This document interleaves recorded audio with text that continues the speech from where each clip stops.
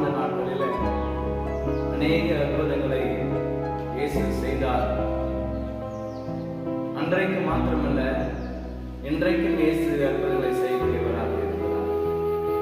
வேதாகமத்தில் இயேசு கிறிஸ்து செய்த அற்புதங்களை குறித்து நாம் இந்த நாளில் நாம் தியானிக்க போகிறோம்.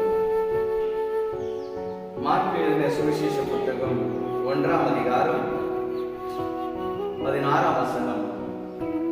அவர் கலிலேயா கடலோரமாய் நடந்து போகையில் மீன் பிடிக்கிறவர்களாய் இருந்த சீமோனும் அவன் சகோதரன் அந்திரேயாவும் கடலில் வலை போட்டுக் கொண்டிருக்கிற போது அவர்களை கண்டார் என்று வேதம் சொல்கிறது. இதே சம்பவம் லூக்கா எழுதின சுவிசேஷம்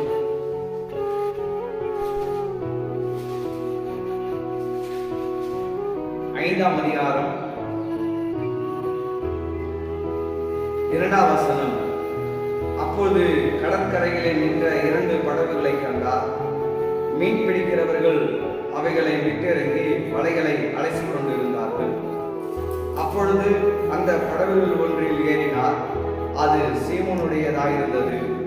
அதை கரையிலிருந்து சற்றே தள்ளும்படி அவனை கேட்டுக்கொண்டு அந்த படவில் உட்கார்ந்து ஜனங்களுக்கு போதகம் பண்ணினார் என்று நாம் வேதத்தில் வாசிக்கிறோம்.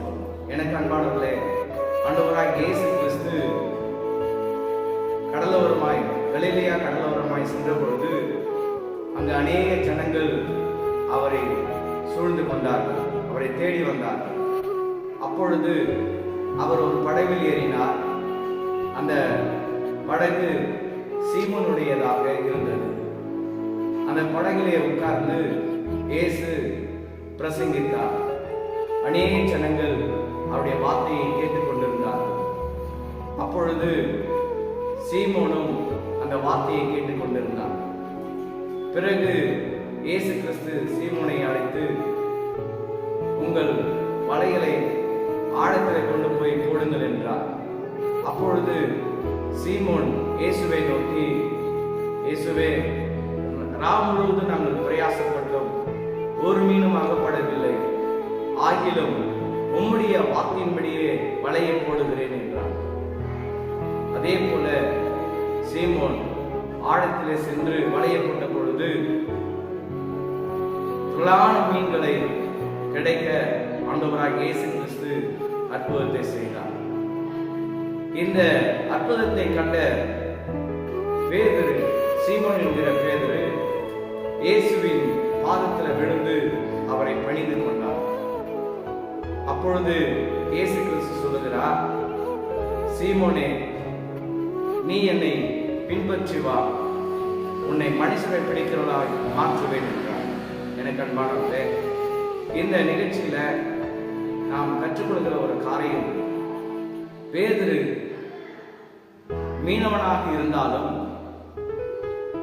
ஒரு நாள் மீன் கிடைக்காமல் எவ்வளோ முயற்சி எடுத்தும் பிரயாசப்பட்டும் ஒரு மீனும் ஆகப்படாமல் சோர்ந்து போன நிலைமையில வலையை அலசி கொண்டிருந்தார். அப்பொழுதுதான் இயேசு கிறிஸ்துடைய வார்த்தையை கேட்ட பேதுரு வலையை போட்ட பொழுது திரளான மீன்கள் கிடைத்தது. இன்று இந்த நிகழ்ச்சியை பார்த்து கொண்டிருக்கிற நீங்களும் எவ்வளோ முயற்சி எடுத்தும் வாழ்க்கையில கஷ்டத்தோடு இருக்கிறீர்களா? வேதனையோடு கூட இருக்கிறீங்களா? கவலையோடு கூட இருக்கிறீங்களா? நான் என்ன செய்வது என்று திகைத்துக் கொண்டிருக்கிறீங்களா?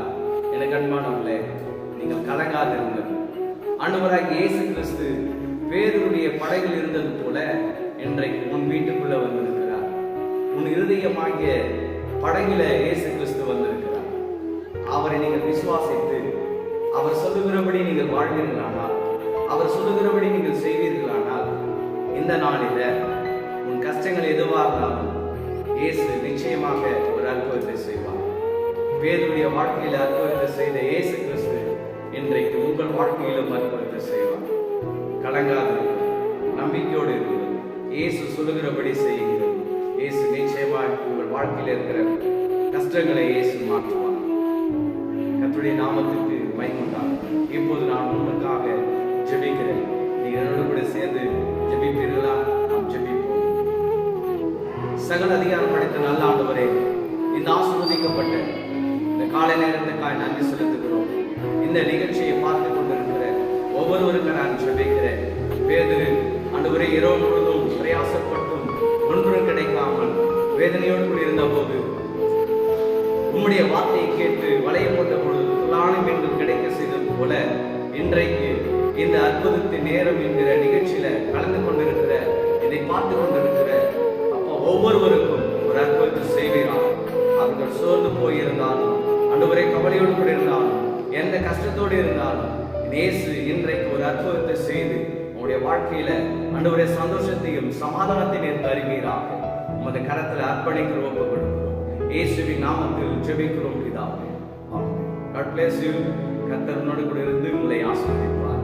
உங்களுக்கு இந்த நாளில் ஒரு அற்புதத்தை இயேசு நிச்சயமாய் செய்வார். நம்பிக்கையோடு இருங்கள். கர்த்தர் உங்களோடு கூட இருப்பார்.